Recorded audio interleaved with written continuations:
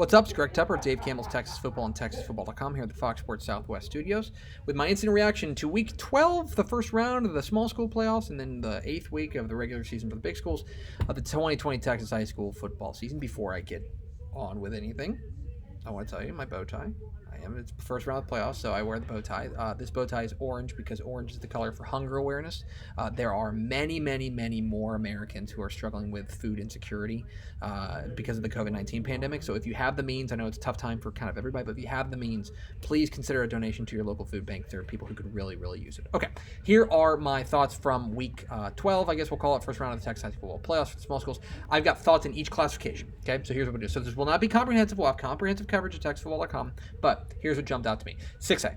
Allen beats Denton Geyer. If Allen's going to run the ball like that, they're going to be a problem. I still have some questions about their defense. Now, they kind of let their foot off the gas late. They were in control of this game. But the way they ran the ball, they were absolutely outstanding. Jalen Jenkins, I believe, is a running, or Jalen Johnson, I believe, is a running back. He was fantastic. They were running the ball exceptionally well. Allen gets a big win over Denton Geyer. Duncanville beats Cedar Hill 28-14. I think that Duncanville defense is serious business. Really serious business. The offense, I think, is starting to get into routine. A lot of new pieces on that offense, but the defense, absolutely fantastic. 5A Division 1. Manville beats Richmond Foster 66-28. That is really impressive. And by the way, the thing to remember is that we think Manville might be a year early. That's scary. Great win for Manville over Richmond Foster. 5A Division 2, Texas High wallops Longview Pine Tree. Not necessarily unsurprising, but I think it's time to start paying attention to Texas High. This team has an outstanding offense. It's really balanced, and a defense led by Clayton Smith that is lights out. I think they're a little bit off the beaten path in 5A because they're out in Texarkana. Keep an eye on the Tigers. Jerry Stanford, doing big work in his fourth season there at the helm. 4A Division 1, we're into the playoffs now.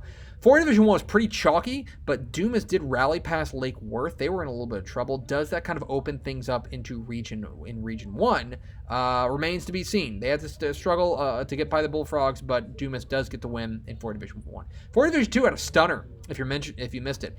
Nevada Community takes down Glen Rose. What a win for the Braves. That is a huge upset to take down Glen Rose. That kind of shakes up that region now. Great win for Nevada Community, their win over Glen Rose. 3A Division 1, a couple of things to get to. In Region 3, Columbus beats Rockdale. First of all, I think Matt Schobel's squad is excellent. I think they're really fun to watch, and I think they're going to be a problem next week for West Orange Shark if they're not ready. I will tell you that this is a Columbus team that's very physical, and their defense showed out against Rockdale. Extremely impressive from Columbus. It looks like District 11. We still have to wait to see what Little River Academy does against Hallettsville, that they're a large underdog in that one.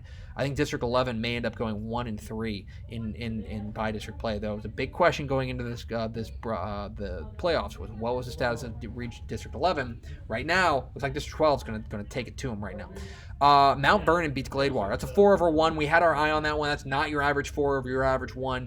Mount Vernon is through to the second round. Big win for the Tigers as they take down Gladewater in a wild shootout. 3A Division 2, the opposite of a wild shootout. Maybe the upset of the night. Lexington beats East Bernard 7-0 in double overtime. Jared Kerr runs for a touchdown in the second overtime, and they hold steady in their half of the second overtime.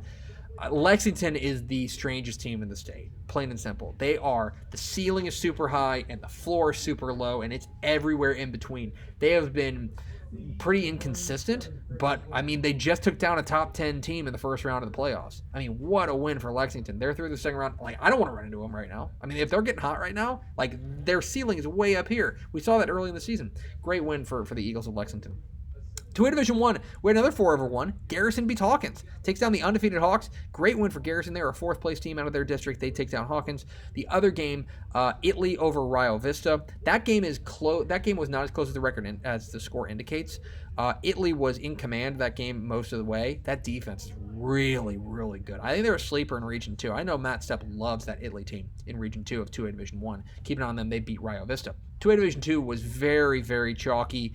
Petrolia did edge Cross Plains 28-27. I don't know the details on that one, but good win for Petrolia over the Buffaloes of Cross Plains. In a 1A, 6-man ranks. 1A Division 1.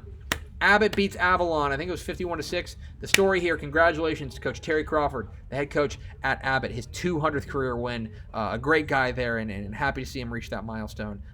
Very happy for him. Abbott is through to the area round for them, but remember, it's shortened because there are only 2 teams make the playoffs from each district. And then 1A Division 2, Richland Springs survives a scare from Blanket. Blanket's a good team, I will say that. Richland Springs was dealing with COVID-19 issues, I believe. They weren't able to start practicing until yesterday. It's Thursday. But they go out there, they get the win, and survive in advance. That's the name of the game this time of year. We'll, of course, have complete coverage at TexasFootball.com about all things for the Texas High School football playoffs. Please turn on Fox Sports Southwest. My boss will want me to tell you that. Thanks very much. I love you. Bye.